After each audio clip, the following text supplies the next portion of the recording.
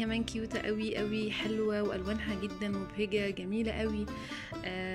وفعلا الخامة تحفة، يمكن في الاصل باينة اكتر من الصورة. دي يمكن تمنها 2 دينار او حاجة كده. بس بجد جميلة قوي. ده بقى اللي هو البيتش دريس، جميل قوي قوي، وخامته انا خدت منه البنوتي، الوانه جدا كيوتة، والخامة ناعمة ناعمة ناعمة. ممكن حتى تلبسه، يعني مش شرط يعني انك تروحي فيه على الشط ولا كده، ممكن حتى يبقى في البيت او في النوم للاطفال. حلو قوي، سن 7-8 سنوات. دي كمان تحفة كيوتة، تحسي كده كأنها صورة يعني بصراحة. معلش وقعت، عادي نجيبها. دي بدينار ونص، جميلة جدا، ولونها كمان تليق على كل الوان البشرة، حلوة مبهجة كمان للاطفال. دي كمان كيوتة خالص، بس طبعا هي شوية الحفر بتاعها زايد او القط بتاعها زايد شوية، عادي بقى. احنا في الصيف ممكن نبقى في البيت، او الناس اللي بيروحوا شاليهات مقفولة عليهم او كده، او على حمام بيسين او كلام من ده. بدينار ونص، حلوة قوي، حلوة حلوة، وخامتها جدا تحفة. حتى اللون ما شاء الله، يعني انا بحب الوانهم جدا جدا. اللون لون بأمانة يعني. الحاجات دي هتلاحظوا ان في حاجات برضو بكم اللي هي خريفية كده. لان عاوزة اقولكوا ده اوتلت اللي جاية دي بقى تحفة. تحفة تحفة بصراحة، ترتر بقى اللي هو كده. بس بجد الخامة بتاعة الفستان نفسها هنرجع لها تاني بعد شوية. دي بلوزة حلوة، دي بنوتي راحت جابتها لي جري عشان اوريها لكم، فعشان كده انا هرجع تاني للصورة. دي تمنها دينار ونص، والشكل الديزاين من قدام مش عاوزه اقول لكم تحفه. دي سكيرت، السكيرت دي باستك كده عريض، لما بتتلبس بتبقى منفوشه، والخامه كمان انسيابيه وجميله جدا. ب2 دينار ونص او حاجه. رجعنا تاني الفستان اللي انا بقول لكم عليه. حلو قوي. زي ما انتم شايفين كده، الخامه بتاعته تحفه تحفه. ده 8 و3 دينار ونص، والله حلو جدا.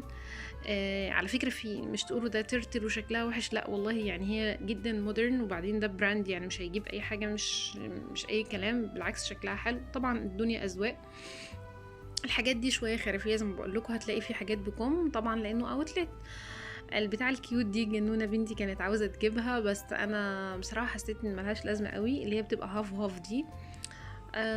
برضو حلوة لو انتوا بنوتاتكم بيلبسوا منها. اوقات في حاجات معينة كده بتبقي عاوزة تجيبيها وما بتلاقيهاش، يعني تمام، مش عارفة تروحي تجيبيها منين يعني.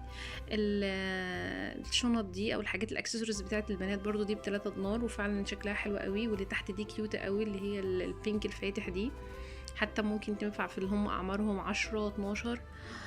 حاجات الكيوت بقى قوي قوي، اللي هي بتاعت الاطفال سن سنه وسنتين. مش عاوزه اقول لكم انا بعشق الحاجات دي بصراحه، وفي اي محلات بتلاقيها ما شاء الله، هي اكتر حاجه موجوده يعني.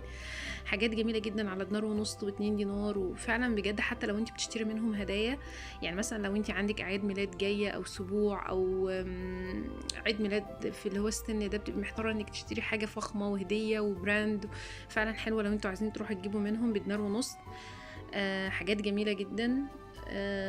يعني نادرا لما بتلاقي حتى ده ب2 دينار السكيرت ده. ده اللي هو السكيرت دي حلوة جدا، اللي هي بتبقى فيها دانتيل، والخامة دي شايفين دول بنفضل ندور عليهم ايام السكول، ايام المدرسة، تلاقيهم في بارتي او في حفلة او في اي حاجة، يقولك عايزين سكيرت معينة او الوان معينة، نفضل نفكر هنروح فين، واوقات نلف نروح H&M او نروح هنا. هم غالبا بيكونوا موجودين في H&M، وانا لقيت منهم هنا في المحل ده. دي كمان حلوة قوي، حلوة قوي، وخامتها جميلة جدا. على فكرة عاوزة اقول لكم فعلا الخامة لما بتكون ناعمة والقطن بيكون كويس، بيفرق جدا مع الاولاد ومع حركتهم واحساسهم كده ان هم بالانتعاش. البنطلون ده انا اخدته منه لبنتي، جايباه من قبل كده، وكان سعره غالي على فكرة، دلوقتي بقى ب2 دينار او حاجة. بنطلون خروج كمان جميل قوي. في عندهم برضو بعض القطع الشتوية زي ما انتوا شايفين، دي تقيلة شوية، دي طبعا تحفة، وسعرها يعني فعلا جميل جدا. لو بتجيبيها في الوقت العادي ده ب2 دينار ونص. يعني الجاكيت حتى لو هتجيبيه هدية لحد مثلا طفل صغير او بتاع، جميلة جدا وشيك القطعة كده لوحدها. شايفين السكيرت دي حكاية حكاية، ممكن تنفع في افراح او في مناسبات. شايفين الدانتيل بتاعها ولونها تحفة، او حتى في اعياد الميلاد. شايفين السكيرتات اللي جايه دي ب2 دينار و2 دينار ونص وبدينار ونص، بجد حكايه. عاملين عليهم عروض يا جماعه. الحاجات دي اصلا سعرها الاصلي غير كده تماما، ممكن توصل ل10 و9 و8 دينار. شايفين دي 3 ونص. الكحليه دي برضو حلوه قوي. اللي بينفع قوي اللي هو المدارس الخاصة، اوقات بيطلبوا السكرتات دي بألوان معينة وبنفضل ندور عليهم عندهم في المكان ده وسعرهم حلو. دي كمان جميلة جدا، ممكن تكون اللون بسيط بس صدقوني الخامة في اللبس وشكلها في اللبس حكاية. مم. تقدروا بقى انكم انتوا تشكلوا وتاخدوا مثلا بلوزات على ليجنز، عندهم ليجنز كمان حلوه جدا. شايفين ده الجينزات دي تحفه، انا بحب قوي السلوبتات على السن ده. وخاصه الجينز، يعني لو ما عندكيش طفل ولبستيه القطعه دي يبقى فاتك كتير قوي. ودي طبعا الحاجات اللي هي الاندر، شايفين كيوت. بجد بجد حاجات حلوه، والاقطان بتاعتهم حلوه. دي كله اندر بقى وحاجات بيت وكلام من ده. هنا بقى الولادي، انا يعني في عرض الولادي شويه يعني على السريع كده، زي ما انتوا شايفين في الوان كتير وفعلا في اشكال كتير. الولادي في محلات كتير ما بتلاقيش الديزاينز دي، بتلاقي كده الوان ساده والوان كئيبه. هنا ما شاء الله البيجامات حتى فيها الوان فرايحي، فيها حاجات حلوه. يعني لو حتى كمان لو انتوا خارجين مكان او كده، لو انتي برضو حابه تاخدي منها هدايا كتير حلوه واسعارهم حلوه، في ب2 دينار، في ب2.5. حتى الشورتس دي كمان حلوه قوي، خامتها حلوه. شايف بجد بجد خامتها حلوه، يمكن ب2 دينار ونص او حاجه. بجد حلوه جدا، كافي ان هو يعيش معاكي، والاقطان بتاعته حلوه. شايفين الالوان واللون لون يعني تمام. في منه مقاسات متنوعه، والتيشيرتات برضو الولادي في اشكال كتير، والاسعار برضو حلوه، في ب2 دينار ونص، في ب3. زي ما انتوا شايفين دي شكلها في الطبيعه كمان حلوه جدا. صراحة أنا بعشق حاجة اسمها شوبينج، بس إنك تنزلي السوق تحسي إن نفسيتك ارتاحت. أنا قلت بقى معظمكم قاعد في البيت، فقلت يعني نغير جو مع بعض كده ونتفرج. دي كمان ب2 دينار ونص. أنا بجد يعني حاسة إن أنا همارس كل الهوايات بتاعتي عليكم، مش عارفة بقى تحملوني. دي كلها حاجة الأولاد. حاجة دي شوية غالي، ده ب7 دينار أو حاجة، يعني عشان هو سادة واللوجو بتاع الماركة وبتاع. بس برضو حلو. في أوقات الألوان البيضة متبقيش عارفة تلاقيها. التيشيرتات دي ب3 دينار، من فوق على شكل تيشيرت، ومن تحت جاي كده على شكل شميز، كانت موضة السنة اللي فاتت او حاجة كده. ده برضو حلو قوي وجميل جدا للخروج. انا بحب الالوان دي مع الولاد. يعني تحس ان هو يعني راجل كبير كده ستايلش، لابس شميز حلو. ده ب3 دينار ونص، والله العظيم يعني بصراحة جميلة جدا. ودي كمان كيوت قوي. في منها اصلا للرجالة الكبار، لو انتي كمان بتحبي تطقمي مثلا الولد مع ابوه كده. ده برضو كارو، الناس اللي بتحب الكارو، مع ان يعني انا بحس ان شوية الكارو الكبير او الواسع ده موضته بطلت شوية، بس مش عارفة برضو الدنيا اذواق. ده اللي هي الشميزات السادة والكارو الصغير والاخضر ده. بس وده بجد في تشكيلة حلوة للأعمار الولادي. وشوزات برضو، الشوزات الولادي مش كتير. في برضو اللي هي البنطلونات اللي هي الجينز وكده. برضو في اللي هو الشميز اللي هو الجينز ده ب5 دينار تقريبا. طبعا اي حاجة جينز بتكون غالية، خاصة في الحاجات اللي بتبقى فوق وكده. بس وفي نسائي، بس انا ما صورتش نسائي قوي لانه ما عجبنيش.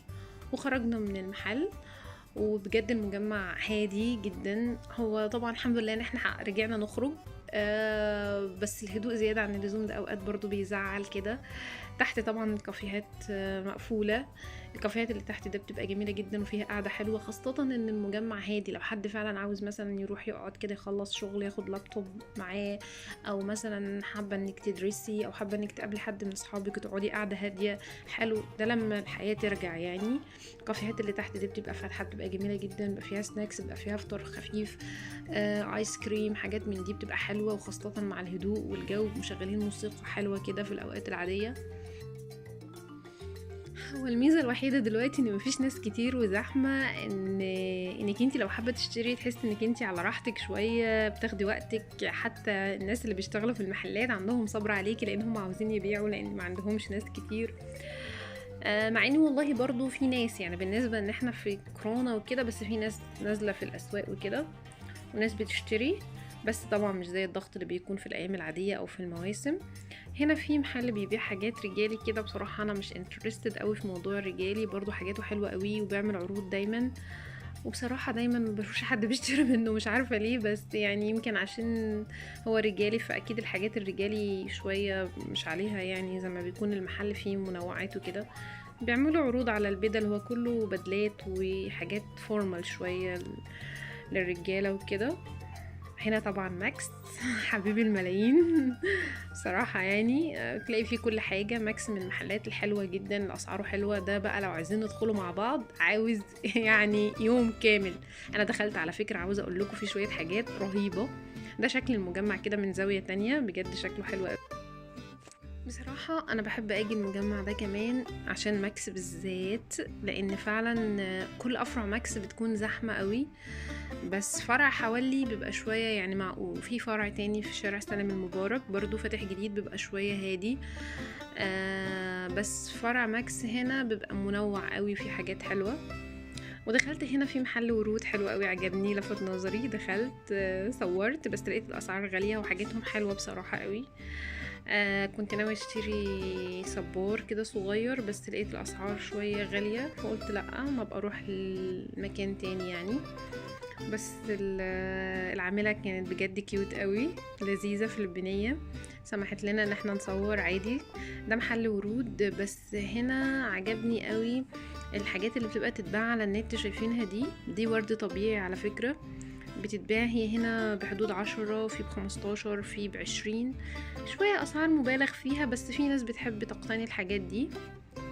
تمام. الصبار برضو لقيته غالي عندهم. شايفين شكل الوردة دي ميكس كده كلها حاجات، بس على فكرة ده ناتشرال. ده الصبار اللي عجبني قوي، برضو لقيته غالي شوية، يمكن فيه ب5، فيه ب7.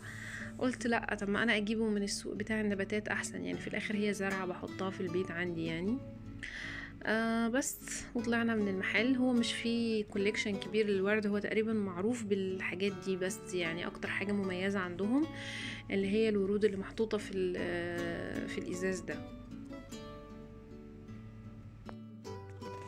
والباقي هنا عبارة عن مكاتب خدمية بأشكالها وأنواعها، وفي هنا محلات ساعات ومحلات ماركات تانية زي ما انتوا شايفين كده. بس وبكده احنا خلصنا النهاردة رحلتنا في مجمع البحر سنتر. مرة تانية ان شاء الله لو انا جيت. دي روائع جنيف طبعا معروفة جدا، الساعات بتاعتها خطيرة وغالية بس مش قوي يعني، معقولة، هتلاقي في اسعار متفاوتة يعني تليق بكل الاذواق ان شاء الله. لو عجبكم بقى النوعية دي من الفيديوهات نبقى ننزل ناخد جولة في كل المحلات وكل المجمعات، وامارس الهواية بتاعتي عليكم ومعاكم، لأني بجد بحب الشوبينج جدا، بيغير النفسية قوي قوي.